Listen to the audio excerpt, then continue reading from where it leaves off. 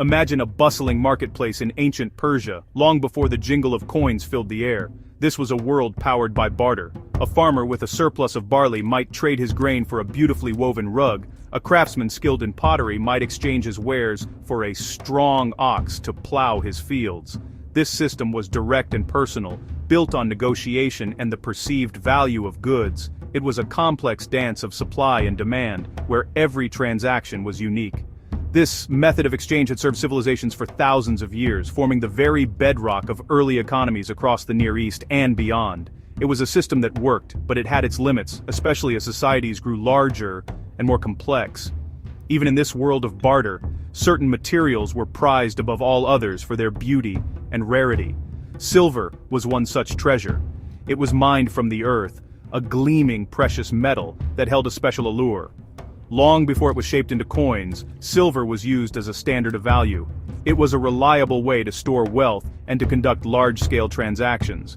Merchants and officials would carry silver in the form of ingots, rings, or even shapeless lumps. When it came time to pay for something significant, like a plot of land or a large shipment of timber, these pieces of silver would be carefully weighed on a set of scales to determine their exact value. This was a major step up from simple barter. The use of weighed silver, known as bullion, was particularly important for the administration of the early Persian empires. The mighty kings and their provincial governors, the satraps, collected taxes not in goods, but in a specified weight of silver. This created a more standardized system for funding the state, paying soldiers, and financing grand construction projects. The royal treasuries of cities, like Susa and Persepolis, were filled to the brim with this precious metal. However, this system still had its challenges. Every single transaction required a set of scales and weights, and there was always the risk of disputes over the purity of the silver being used. It was a cumbersome process, ripe for innovation. This deep-rooted cultural appreciation for silver set the stage for one of the most important economic revolutions in human history. The people of ancient Iran already understood the intrinsic value of this gleaming metal. They saw it not just as a commodity, but as a symbol of wealth, stability, and royal authority. It was woven into the fabric of their economic and political life. This pre-existing system, based on the precise weight and purity of silver, created the perfect environment for the next great idea to take root. The concept of a coin, a piece of metal with a guaranteed weight and value, was just over the horizon, waiting to transform the world. The brilliant idea of coinage did not begin in Persia. Instead, it emerged to the west in the neighboring kingdom of Lydia, located in what is now modern-day Turkey. Around the 7th century BC, the Lydians came up with a truly groundbreaking concept. They took a naturally occurring alloy of gold and silver called electrum, and began stamping small, pre-weighed lumps of it with an official seal. This seal, often depicting a lion, acted as a guarantee from the king. It certified that the lump contained a specific amount of precious metal. Suddenly, there was no need to weigh the metal for every transaction. The stamp did all the work. This simple but profound innovation spread like wildfire. The Lydian king Croesus, whose name became synonymous with immense wealth, refined the process further. He was the first to issue coins of pure gold and pure silver, separating them from the natural electrum alloy. This created a more sophisticated and reliable monetary system. Merchants traveling along the great trade routes of the ancient world quickly saw the advantages of these new objects. Coins were portable, durable, and their value was instantly recognizable. They made trade faster, easier, and more secure. The age of carrying around cumbersome scales and lumps of metal was slowly coming to an end. It wasn't long before this revolutionary technology reached the borders of the expanding Persian Empire. The Persians, under their visionary founder Cyrus the Great, conquered Lydia in the mid-6th century BC. In doing so, they didn't just acquire a new territory, they inherited its most brilliant invention. The Persian court and its administrators observed how efficiently these Lydian coins worked. They saw how they stimulated trade and simplified the collection of taxes. The Achaemenid rulers were masters of adopting and adapting the best ideas from the many cultures they brought into their empire. Coinage was no exception. Initially, the Persians simply continued to use the existing Lydian coins and even minted their own versions based on the Lydian designs. They understood that this was a powerful tool, but it had not yet been fully integrated into the Persian imperial system. The coins were foreign in origin, bearing the symbols of a conquered kingdom. For a while, this was sufficient, especially in the western parts of the empire where coins were already familiar. But for an empire as vast and diverse as Persia, a more unified and distinctly Persian system was needed. The stage was set for a new ruler to take this Lydian idea and make it truly his own. The man who would transform the Persian economy and create its first iconic coin was Darius I, often called Darius the Great. Ascending to the throne in 522 BC, Darius was a masterful organizer and a brilliant administrator. He inherited a colossal empire, stretching from the Indus Valley in the east to Egypt and southeastern Europe in the west. His great challenge was to unify this vast and diverse collection of peoples, cultures, and economies into a single functioning state. He standardized weights and measures, built the famous royal road to connect his empire, and created a sophisticated postal system. But one of his most lasting achievements was the introduction of a new, standardized, imperial currency. Darius understood that a single, recognizable currency was essential for holding his empire together. Relying on foreign Lydian coins or the old system of weighed silver was inefficient and did not project a clear message of Persian authority. He wanted a coin that would be accepted everywhere, from the shores of the Aegean Sea to the mountains of modern-day Afghanistan. More importantly, he wanted a coin that screamed Persia. It needed to carry an image that was unmistakably linked to the Achaemenid king himself. This would be a powerful piece of propaganda, a tiny metal billboard that would travel to every corner of his domain, reminding everyone who was in charge. Around 520 BC, Darius launched his monetary reform. He introduced two new types of coins, both of exceptional purity. The first was a gold coin, which came to be known as the daric, named after the king himself. This high-value coin was used primarily for large state payments, such as paying his elite military units or funding major building projects, but for the day-to-day economy, for smaller transactions, and for paying the vast network of soldiers and officials across the empire, he introduced a second coin. This was a silver piece, which became known by its Greek name, the Siglos. This humble silver coin would become the workhorse of the Persian economy. The creation of the daric and the Siglos was a bold and decisive move. It marked the first time a single ruler had issued a bimetallic currency standard, with a fixed exchange rate between gold and silver. 20 silver sigloi were set to be equal in value to one gold daric. This created a stable and predictable system that inspired confidence among merchants and citizens alike. Darius was not just minting coins, he was building a sophisticated economic framework for his empire. The Siglos was not merely a piece of silver, it was a cornerstone of Darius the Great's grand vision for a unified and prosperous Persian state.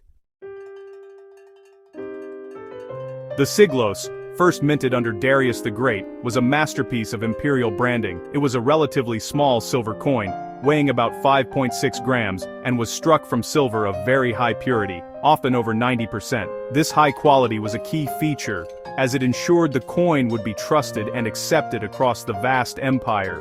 Unlike the perfectly round machine-made coins we know today, each Siglos was slightly irregular in shape. They were made by placing a heated blank piece of silver between two dies and striking the top one with a hammer. The reverse side of the coin was simply an incuse punch mark, a rough rectangular impression left by the tool used to hold the silver in place. What made the Siglos truly special was the image on its front, or obverse. It did not feature a simple portrait of the king's head, which became common in later Greek and Roman coinage. Instead, Darius chose a more dynamic and powerful image, a depiction of the Persian great king himself. The most common design shows the king in a running or kneeling posture, holding a bow in one hand and a spear in the other. He is shown as a heroic archer king, a warrior, ready to defend his empire. He wears the royal crown, the kadaris, and the formal Persian robe, leaving no doubt as to his identity. This image was a potent symbol of royal power and military might. This choice of imagery was incredibly deliberate. The figure on the coin was not just any warrior, it was the embodiment of the king as the protector of his people and the guarantor of order. In Persian culture, archery was a highly respected skill, a sign of discipline and strength. By presenting himself as the ultimate archer, the king was projecting an image of control and martial prowess. Every person who held a siglos, whether a soldier, a merchant, or a farmer, was holding a miniature monument to the king's authority. It was a constant, tangible reminder of the power that emanated from the heart of the empire in Persia. Over the 2 centuries of the Achaemenid Empire, the design of the Siglos evolved slightly. Later kings replaced the spear with a dagger or showed the king holding arrows instead. Some designs even show the king running with a lance, but the core theme remained the same: the heroic king in action. This consistency was crucial. It ensured that the coin remained instantly recognizable across different regions and generations. The Siglos was more than just money. It was a consistent and powerful message from the throne, a piece of art and propaganda that defined the economic and political landscape of the ancient world for 200 years. The introduction of the Siglos was a crucial administrative tool for Darius and his successors. The Achaemenid Empire was the largest the world had yet seen, and managing it was a monumental task. The empire was divided into provinces, or satrapies, each governed by a satrap who was responsible for collecting taxes and maintaining order. The Siglos provided a standardized unit of account that simplified this process enormously.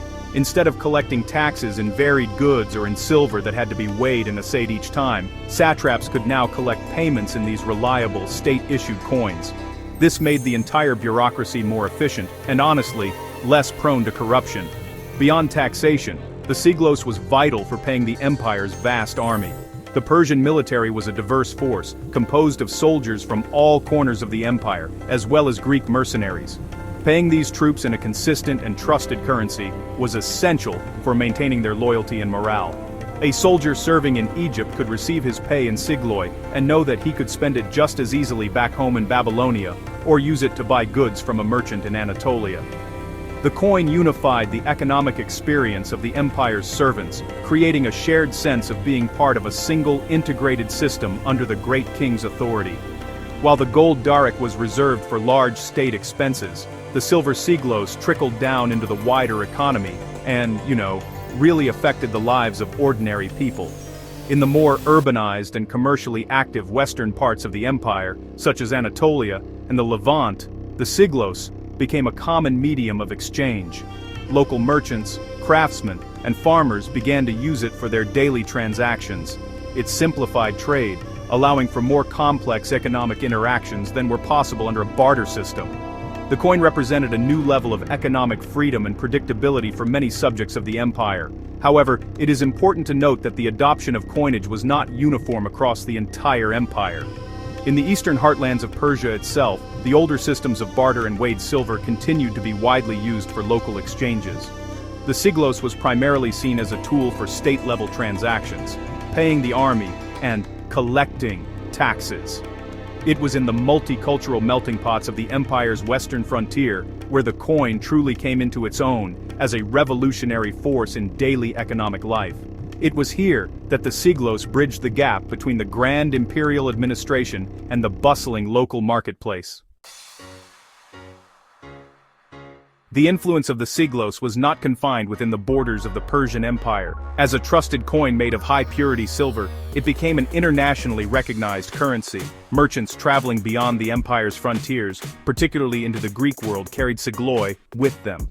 Greek city-states, which were often in a complex relationship of rivalry and trade with Persia, came to know the coin well. In fact, the name Siglos itself is what the Greeks called it. Its Persian name is unknown.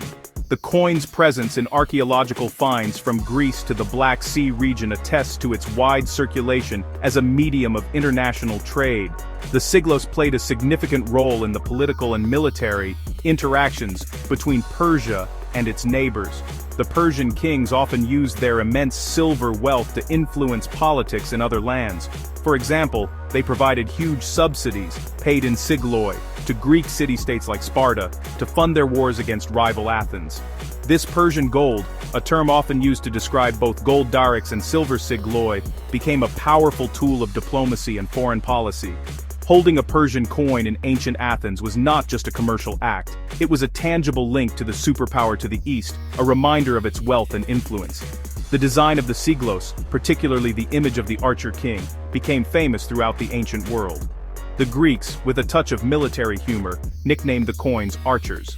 It was said that the Persian king could conquer any city he wished not with an army of soldiers, but with an army of 10,000 archers, referring to the coins used for bribery and funding. This demonstrates how deeply the coins' imagery and economic power were intertwined in the minds of Persia's contemporaries. The Siglos was not just currency. It was a weapon of economic warfare, and a symbol of the king's long reach. The widespread use of the Siglos also inspired other rulers to mint their own coins. Local satraps and dynasts in regions like Anatolia and Phoenicia began to issue their own silver coins, often mimicking the weight standard of the Siglos, and sometimes even adapting its imagery to include local symbols alongside the Persian king. This created a complex and fascinating numismatic landscape in the later Achaemenid period. The Siglos acted as the dollar of its day, setting the standard that others followed. Its journey across lands and cultures showcases the immense economic gravity of the Persian Empire.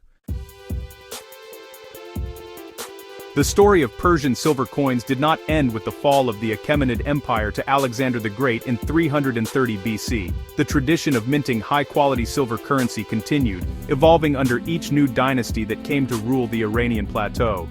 The Parthians, who rose to power a century after Alexander, created their own distinctive silver coins. These were the drachms, which famously featured a portrait of the ruling king on the obverse, adopting the Hellenistic style. However, on the reverse, they often depicted a seated archer, a clear and deliberate nod to their own nomadic heritage, and perhaps a subtle echo of the Achaemenid archer king. Following the Parthians, the Sasanian Empire, from 224 to 651 AD, elevated Persian coinage to new artistic heights. Their silver drachms are considered some of the most beautiful coins of the ancient world.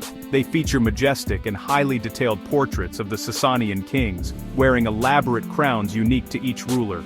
The reverse side typically showed a Zoroastrian fire altar flanked by two attendants, emphasizing the dynasty's commitment to its state religion. These coins were thinner and wider than the earlier Siglos and Parthian drachms, creating a large canvas for the artists. They were symbols of a renewed and powerful Iranian identity, projecting an image of divine kingship and religious piety. With the Arab conquest of Persia in the 7th century AD, the era of Islamic coinage began. The early Islamic caliphates initially imitated Sasanian silver drachms, sometimes simply adding a short, Arabic religious inscription in the margin. This was a practical measure to ensure the coins continued to be accepted by the local population. Over time, these coins evolved to become purely calligraphic. The portraits and religious symbols were replaced entirely with verses from the Quran and information about the ruler and the mint. Yet, the high-quality silver and the weight standard were a legacy inherited directly from their Sasanian and, ultimately, Achaemenid predecessors. This long and unbroken tradition of silver coinage has continued into the modern era. While silver is no longer the basis of everyday currency, Iran has often issued commemorative silver coins to mark important national events and celebrate its rich history. These modern coins are a testament to the enduring cultural significance of silver in the Iranian identity. From the Achaemenid Siglos to the Sasanian drachm and the elegant Islamic dirhams, the silver coin has been a constant thread running through 2,500 years of Iranian history, each piece telling a story of power, art, and cultural evolution. The Siglos holds a special place in the history of Iran. It can rightfully be called the nation's first national coin.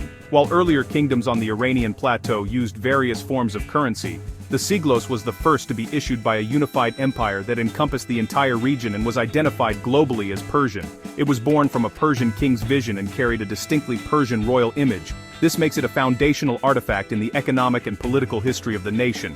It represents the moment when Persia stepped onto the world stage not just as a military power, but as a sophisticated economic force.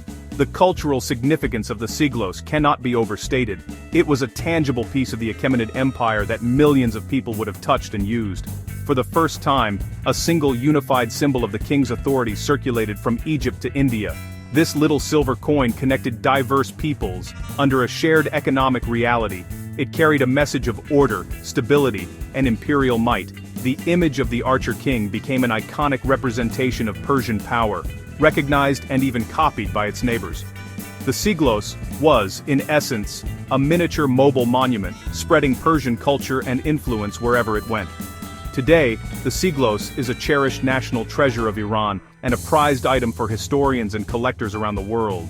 Each surviving coin is a direct physical link to the age of Darius the Great, Xerxes, and the height of the Persian Empire. Studying these coins provides invaluable insights into Achaemenid art, administration, and economic policy.